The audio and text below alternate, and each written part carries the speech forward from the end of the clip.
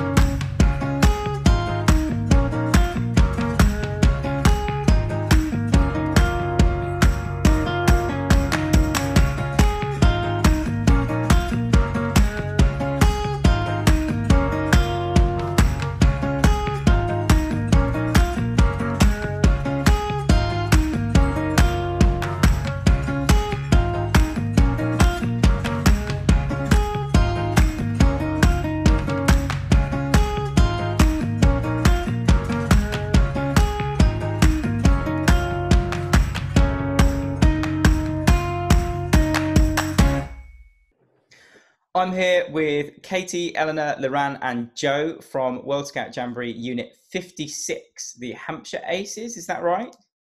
Yes. And you guys all went out to West Virginia, New York, Washington and Canada as well, I hear, during the summer of 2019. So we're going to ask just a little bit about what you guys got up to. So we'll go to Eleanor first. So before you guys even went to the Jamboree site, you guys went to New York City for 24 hours. Now, what was that like? So we got there at like 2:00 after sort of a nice daytime flight, and it was so hot. I can remember getting on the airport and just being hit by the heat. But then you got used to it after a while. But we went back to our university accommodation and got changed and headed out for New York for the evening.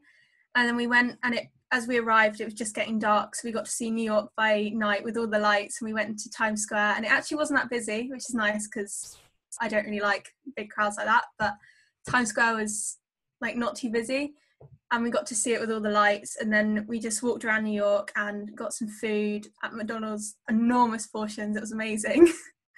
But by the time we'd got back to our accommodation, we'd all been up for like 25 hours at that point because of the jet lag and everything. So we all fell asleep like in seconds. And then we got up early the next morning and headed back into New York. And that morning we split in two. So half of our unit went and did their own thing. Half of our unit went and did their own thing again. And my half, we went and we walked halfway along the Brooklyn Bridge and like looked out and saw all the views. And it was amazing. Again, very, very hot. It was about 40 degrees in the city.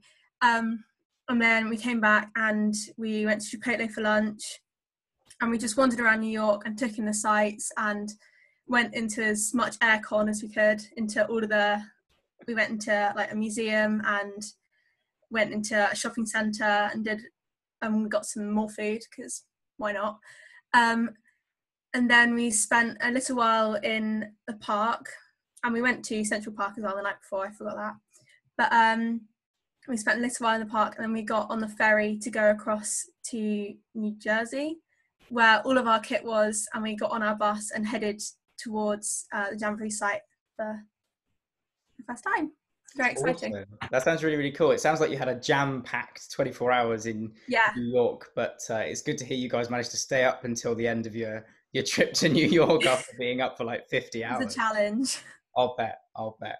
So, Joe, after New York, you went out to the Jamboree site, plus an overnight at a university. Now, what was your first impression of the Jamboree site? And what is a Jamboree for those that haven't been?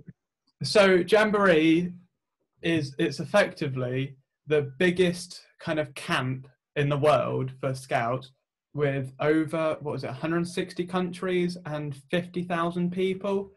We became the second largest settlement in the state of West Virginia for those 2 weeks that we were there. And it's just a brilliant opportunity to meet loads of cultures, get to know people all around the world, make friends, get to know yourself a bit better, because it's such a unique challenge to be so far away for so long, and to deal with cold showers for 2 weeks. It's just a very unique challenge that you just come out of it like a completely different person. Now, our first experience, it was off to a good start actually. After our 8-hour coach ride, we arrived at the wrong entrance. So we our first experience was getting turned around and sent back. But then we found the right entrance, and it just gave like a sense of scale, because we spent however many hours it was driving to this place, and then we spent 3 hours waiting in the coach to get to the sign-in point, and then we spent 3 hours in the coach trying to get to our base camp. And through all this time, you're just looking at all the other coaches driving around, and you're just like, they're all filled with people from God knows where, all for the same purpose. It's incredible. Like, it's a campsite that's the size of the M25, and it's just filled with people that all speak different languages, that all have different experiences and different foods, and you just get to embrace it and kind of learn it in a way. It's incredible. I think that's the thing that a lot of people, including myself, that have taken away from it was actually, as you say, that sense of scale. Like it was 4 hours to walk from one end of the site to the Yeah. other. Volunteers had their own like carpool system if they had to get there in a hurry. It was Yeah, there's a whole coach transit system to get around. it had its own bus system, and it was just incredible. Liran, Joe's talked about kind of how big the site was, how many people there were, all from different cultures and different kind of backgrounds. So, what kind of stuff did you get up to when you were on site? So, what kind of activities did you do? Well, as Joe said, it was such a huge site. There were so many activities to pick from. You could never possibly do all of them. I remember some of my best times were spent down. There was a big rifle shooting range down at the bottom of the site, and even just the walk there was 2 hours because it was so large, but through beautiful woodlands and whatever. But going there and doing stuff like that, I always remember spent a day doing white water rafting. Really interesting, taking a bus down there, getting to go on the oldest river in the world was quite something. But even though there were so many activities at Jamboree, what's nice is because you're with people from all over the world, even ordinary things on a normal camp like cooking dinner become interesting because you're spending evenings where you're eating with South Koreans and you're eating with the Italians and talking to them, finding a bit more about their life. And once you've spoken to a few of these people, you can go into activities with them. I'll always remember doing Go Ape with people from Colombia was really interesting. And I think all of that was just incredible. And what's nice about Jambo, every single day has a structure. So you get up quite early in the morning, have something to eat, do some stuff with maybe your units, people from there.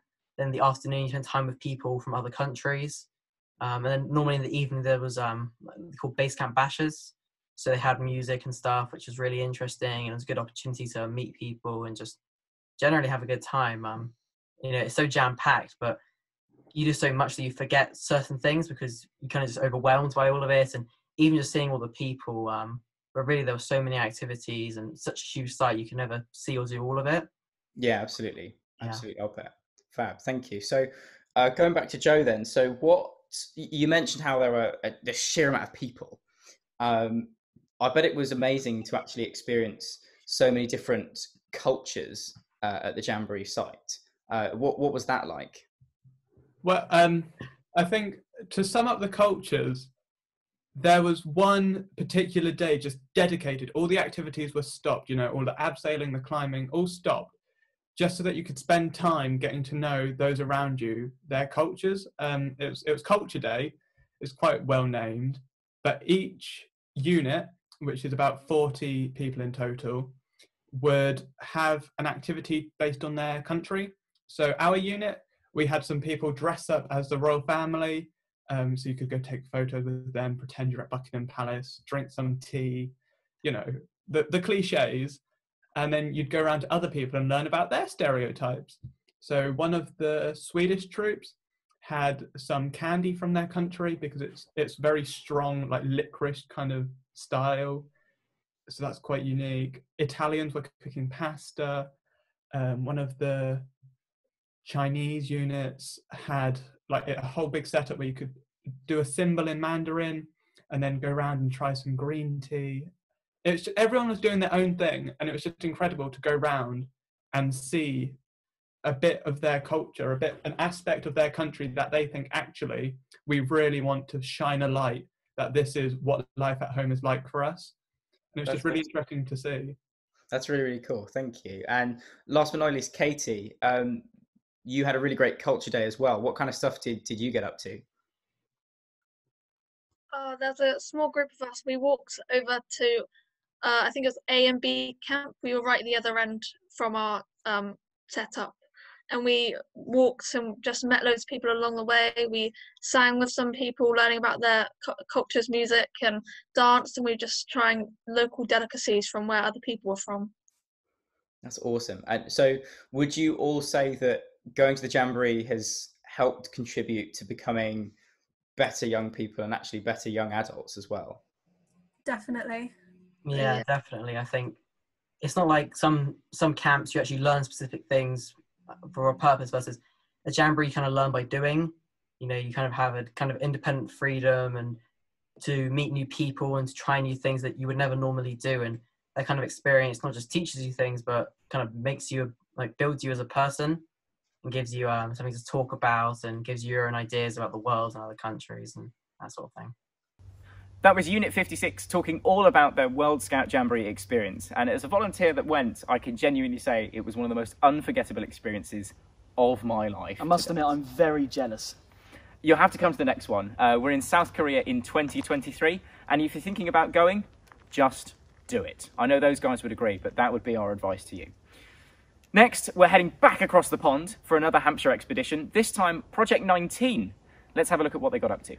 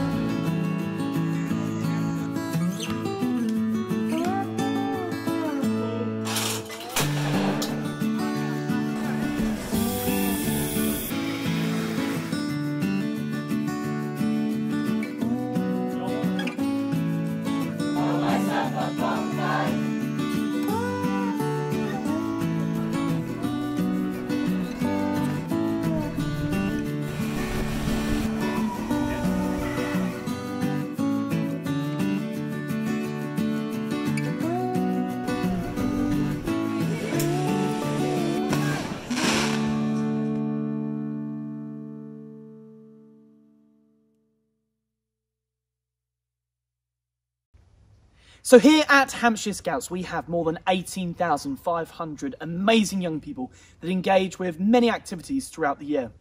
But every year, at our annual review, we have the Commander Bruce Memorial Award.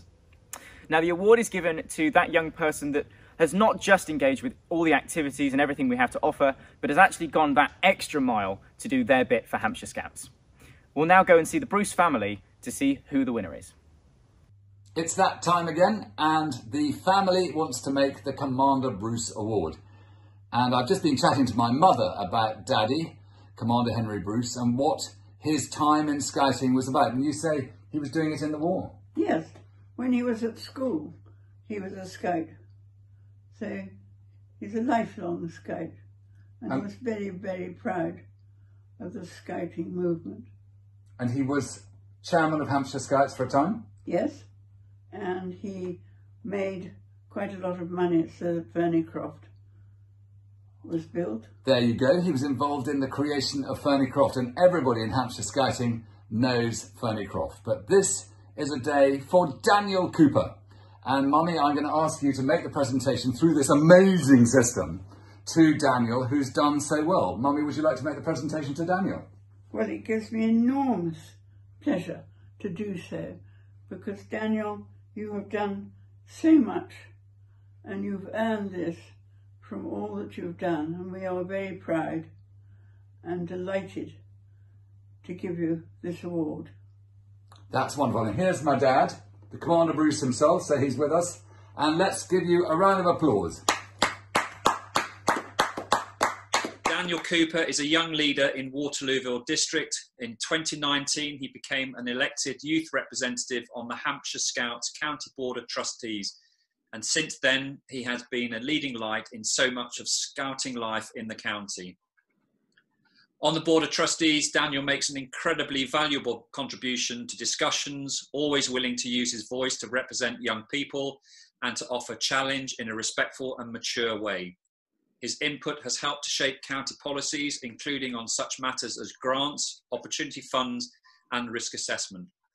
What has been hugely impressive is Daniel's efforts on 2 county centrepiece events during the coronavirus pandemic lockdown, both being first in the history of Hampshire Scouts. On the 23rd of April, Daniel hosted the online St George's Day celebration. He had to prepare hard for the event, and on the night he showed flexibility and ingenuity to cope with some hitches, which he took in his stride, delivering a flawless performance. On the 21st of May, Daniel brought his newfound TV presentational skills to bear, this time on the Hampshire Scouts online Big Campfire, a more technically challenging event that included outstations as far afield as Kandersteg in Switzerland. He once again played a leading role, and all from his garden. Both events were watched by thousands of people. Daniel has also been involved in hosting VIPs at a number of high-profile Hampshire Scouts events, all of whom have commented on how polite, charming and engaging he is, once again showing the very best of Scouting. Over the last few months, Daniel has been the face of Hampshire Scouts, both in the county as well as more widely during the coronavirus pandemic. He is the epitome of a good Scout and a thoroughly deserving winner of the Commander Bruce Memorial Award for 2020. That's amazing. Thank you for that. And it's something that I wouldn't expect, and I'm honoured to have for doing something I truly enjoy. Well, you thoroughly deserve it. There was some competition for the prize, and you were the panel's unanimous prize winner. So well done to you.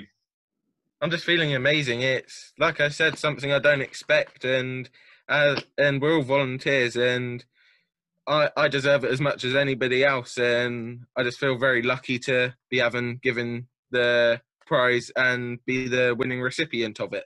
Hello, Dad.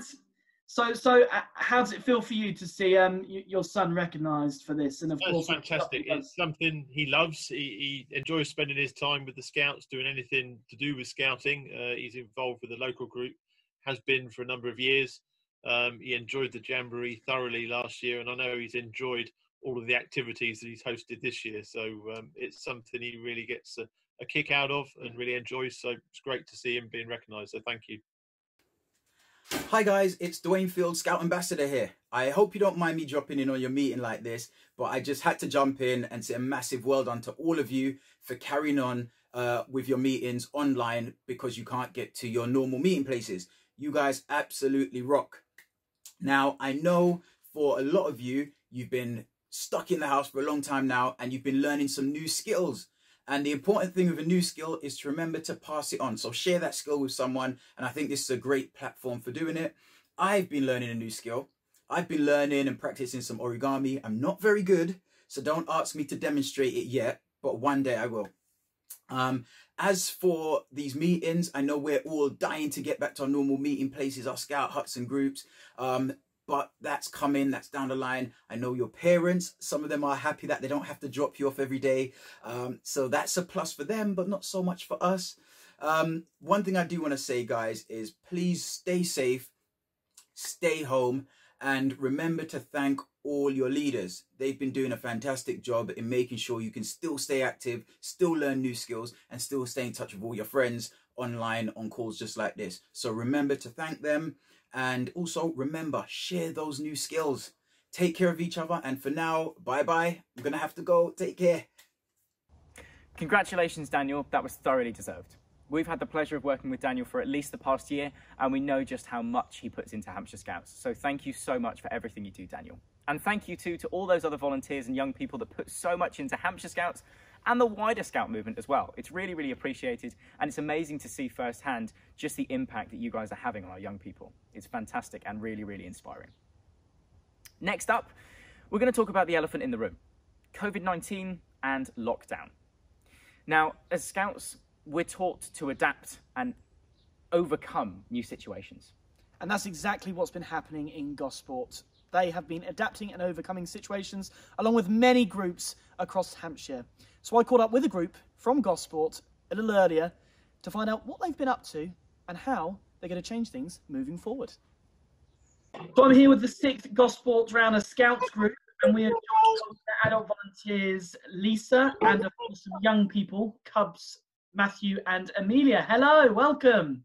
Hello. So, Lisa, just starting with you, could you just tell me a bit about what your group have been up to with Scouts Online and how it's been quite a challenging period, but also a good opportunity for your group? We have been running every week, both Beavers, Scouts and Cubs, ever since we entered lockdown back in March. Like you said, it hasn't always been the easiest, but what we found is we can do activities that we wouldn't normally do. So in Gosport, there's no real places of worship that aren't Christian, so it makes it really difficult to do things like the World Faith Badge. But what we found is that since we've been on lockdown, the whole world is now accessible. So they did their World Faith Badge, they did a virtual tour of a mosque, which we would never have been able to do normally. So whilst it has been a real challenge, and the young people find it a challenge and the adults find it a challenge, that's absolutely fine.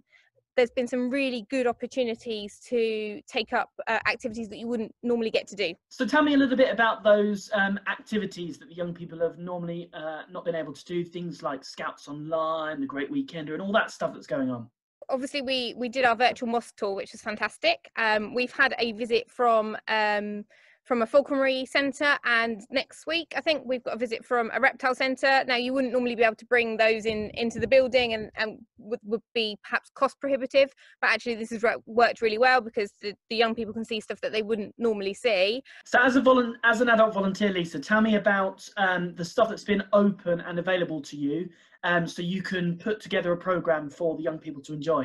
The volunteers themselves have been incredible in what they've produced. I don't know if you've seen their first virtual Facebook group, but the ideas in there are just fantastic. You know, people are so keen to share and they're so keen to produce material to help each other because everybody understands how difficult it is at the minute. And yeah, there's so much out there. The Scouts themselves, there's loads of resources, online Scout Manager, all of these things that you perhaps dismiss are actually really valuable tools in what you're doing. And then for those, I mean, we're a mixed group. There's some of us that are really comfortable online and some of us not so comfortable online. For those that aren't comfortable online, there's been the resources to help make you more comfortable online. So how to run Zoom. There was the online workshop the other week for Cubs and Beavers for activities online. Some of our Beaver leaders used that, and I found the work we did on Pride a few weeks ago, the resources Scouts provided for that, there was some based purely for Cubs and Beavers, which was fantastic and really good way to address quite a sensitive subject with young people who, it was one of our best nights since we've been in lockdown. Matthew and Amelia, hello. So tell me all about what have you been up to at home and what kind of things you've been doing to engage with the Scouts online? We have been doing some water fights and we've been doing district camp, and we've been doing lots of meetings online, and we've both really enjoyed seeing our friends and staying connected to everyone, even though it's coronavirus and we're still at home. That's brilliant, and that's really important, isn't it? That you stay connected with your friends, that you get to see them on the screen. So what does it mean? How has it made you feel seeing your friends on the screen? It makes me feel like I can do anything because coronavirus have come and hit the world like a bomb, and then we've come back with Zoom meetings and we can see all our friends again. It really makes me feel really happy that I get to see friends and do more, and I can still be Cubs in Cubs. And so if coronavirus and Zoom calls weren't here, then we wouldn't be able to do that stuff. Brilliant. And Amelia, rumour has it that you were invested into the Cubs, weren't you, during lockdown via Zoom meetings? So tell me about that. I was really excited, but I didn't think that I'd actually be invested online, but I did, and I have got a badge for it. Oh, brilliant. And that says, I made my promise. How do you feel about being invested into the Cubs? It makes me feel happy and excited. So Matthew and Amelia, what would you say to other young people of your age to encourage them to get involved in the Scouts and enjoy the adventure that it is? Well, just try it. I went into Beavers just as a newcomer and I loved it, and I'm still in Cubs now. And it really means a lot for I suppose so. If other people could have that excitement, it would be great. So Matthew and Amelia, Lisa says that you're fantastic. Are your leaders also fantastic? Yes. Of course they are. Yeah. Brilliant. And is there anything you'd like to say to your leaders, as well as all of the other leaders, for the time they put in, so you can have lots of fun? Well, I just think it's amazing that all of these people are giving up their time to help young people in Hampshire and all around the world to have fun and to explore with cubs. I think it's just amazing. But our cub pack is the best in the world. See, they're biased like you, Lisa. Absolutely. Hi guys, James Ketchell here. Hope you're all well. I'm just out enjoying a socially distanced bike ride. It's getting pretty normal now, isn't it, this social distancing stuff? But I've stopped and I wanted to take the opportunity really just to say thank you to all the adult volunteers and scout leaders that have continued to inspire, lead and motivate many young people throughout Hampshire during this tricky time. I was speaking to someone the other day, and a lot of young people have struggled with this lockdown, but also a lot of young people have flourished and have grown, and I know that is the case with probably almost every young scout in Hampshire, and that wouldn't have been possible without the commitment and hard work from all of you guys. So I just wanted to say it inspires me, and really, really well done, and keep it up, and I look forward to seeing you all very, very soon. Out for now. And now it's time to look at something that's close to all of our hearts in Hampshire. Fernycross Scout Activity Centre, the home of Hampshire Scouts. In 2019, it held its first chameleon camp, which is a fully inclusive camp for those young people that may need a helping hand to enjoy all of the fantastic outdoor activities available. As well as this, Fernycroft held their Fright Night, which is incredibly popular, as well as many other activities where thousands of young people and hundreds of volunteers participated. We caught up with the Fernycroft team to find out more about what they've been getting up to. Take a look.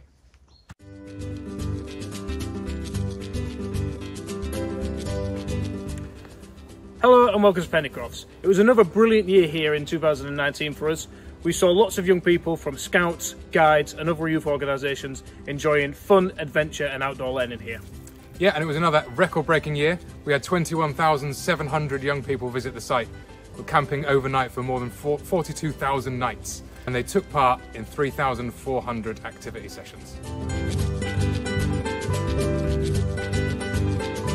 Another highlight of this year was the first ever Chameleon Camp, which is a camp designed specifically for young people with additional needs. It saw 48 young people and over 40 volunteer adults help us make it a great success for young people to enjoy the great outdoors and adventure.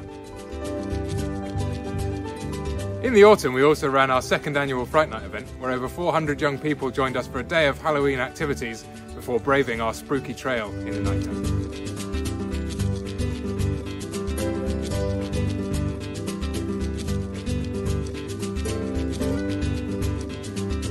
This year's big project at Fernycross was the construction of a new high ropes course. We added an additional 7 activities to the activities that Fernycross offered. It was opened by Lieutenant Commander Pete Reed, an Olympic gold medalist, on a great event back in May. On the same day, we also opened the Hampshire Scout Heritage Centre, which is relocated to Fernycross.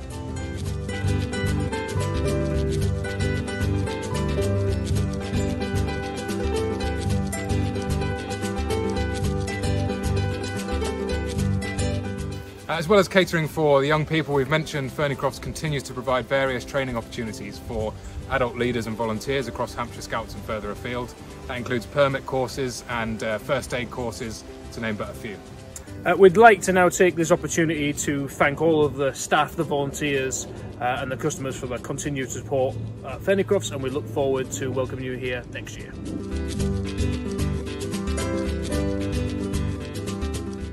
Joe Doherty here, one of your Hampshire Scout ambassadors. Just wanted to say a massive thank you to all of the leaders and volunteers across Hampshire who are involving and inspiring young people through scouting.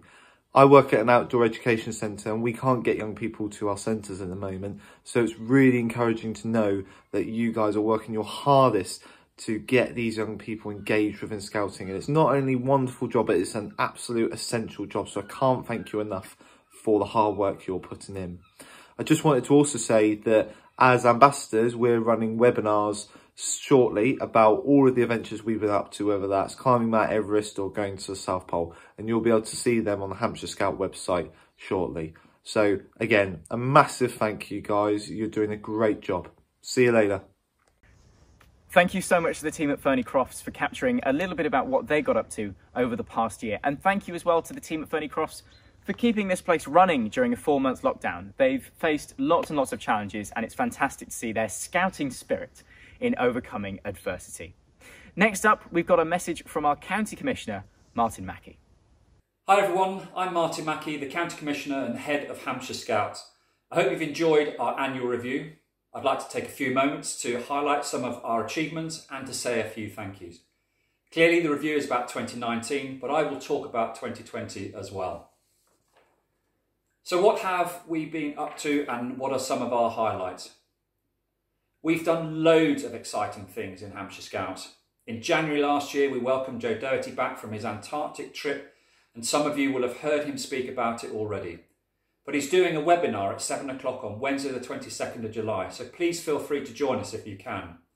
Later in January, we celebrated our 110th anniversary with events in the Spinnaker Tower, Portsmouth, and at West Quays in Southampton. Other big highlights have included 135 young people and 15 adults going to the 24th World Scout Jamboree in Virginia, America.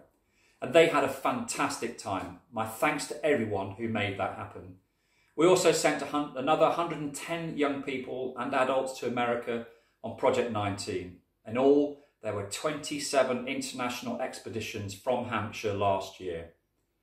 In the summer, we welcomed Lieutenant Commander Peter Reid, OBE, Royal Navy, a triple Olympic gold medal winner, to open the new Hampshire Scouts Heritage Centre and also the new high ropes course at Ferny Crofts.